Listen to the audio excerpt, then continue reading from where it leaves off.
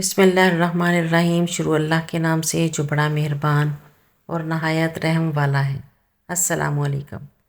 حضرت بشر حافی رحمۃ اللہ علیہ جو بہت بڑے اولیاء کرام میں سے ہیں، ان کو راہ چلتے ہوئے ایک کاغذ زمین پر پڑا ہوا نظر آیا جس پر اللہ کا نام لکھا ہوا تھا۔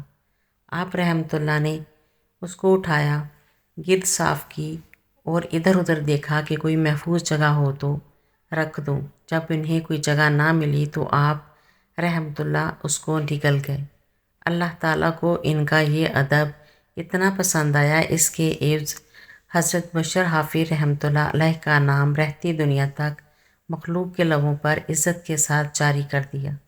حضرت خواجہ ابو اسحاق رحمۃ اللہ ایک جولاہے کے لڑکے تھے۔ روزانہ کھڑے ہو کر کپڑا بننے کا کام کرتے تھے۔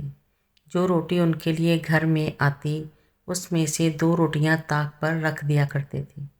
ایک مرتبہ 2 درویش ادھر سے گزر رہے تھے۔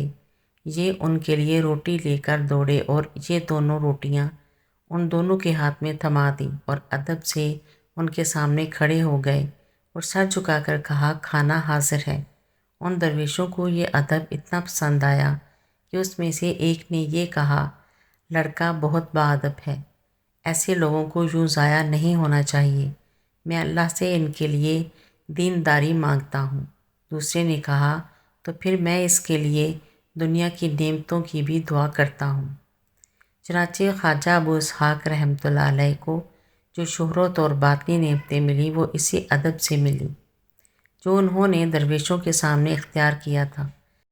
حضرت خواجہ نصیر الدین چراغ دہلوی کی ملفوظات میں سے ہے کہ شیخ شمس العارفین ایک مرتبہ حج کو گئے۔ حج ادا کرنے کے بعد مدینہ منورہ کا ارادہ ہوا۔ پھر خیال آیا کہ زیارت نبی کریم صلی اللہ علیہ وآلہ وسلم حج کے طفیل کرنا تو بے ادبی ہے۔ چنانچہ آپ لوٹ کر گھر آئے اور ایک رات گھر رہ کر زیارت مدینہ کی نیت سے سفر کیا۔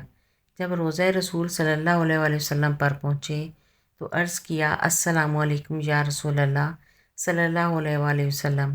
روضہ مبارک سے آواز آئی، وعلیکم السلام یا شمس العارفین۔ اس سے پہلے ان کو کوئی شمس العارفین نہیں کہتا تھا۔ یہ خطاب ان کو تربت مبارک صلی اللہ علیہ وآلہ وسلم سے عطا ہوا اور اسی خطاب سے یہ سارے جہاں میں مشہور ہو گئے۔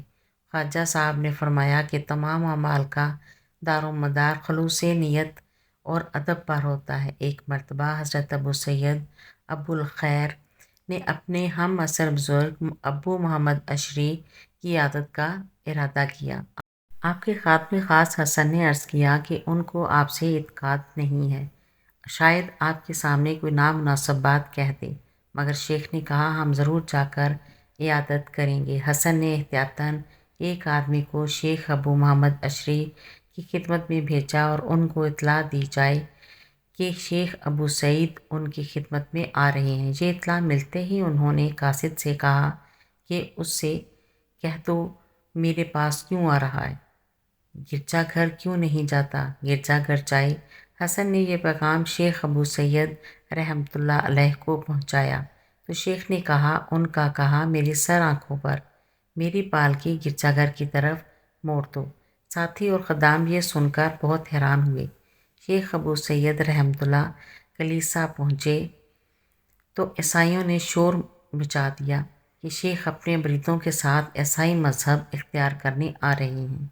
شیخ گرجا گھر میں داخل ہوئے اور عیسیٰ علیہ السلام کے مجسمے کی طرف جا کر کھڑے ہوئے اور زور سے اس آیت قرآن کی تلاوت فرمائی، کیا تم نے لوگوں سے کہا ہے کہ معبود حقیقی کو چھوڑ کر مجھے اور میری ماں کو خدا بناؤ؟ اگر تم نے ایسا نہیں کیا تو خدا کو ابھی سجدے کرو۔ جیسے ہی آپ رحمۃ اللہ علیہ نے یہ بات کہی، دیواروں پر لگے ہوئے اور زمین پر رکھے ہوئے سارے مجسمے زمین بوس ہو کر سجدے میں گر گئے۔ شیخ ابو سعید رحمۃ اللہ علیہ کی یہ کرامات دیکھ کر راہیوں میں سے 7 بڑے بڑے راہب اور ان کے ساتھ سینکڑوں عیسائیوں نے مذہب اسلام قبول کر لیا اور شیخ سے بیعت کی۔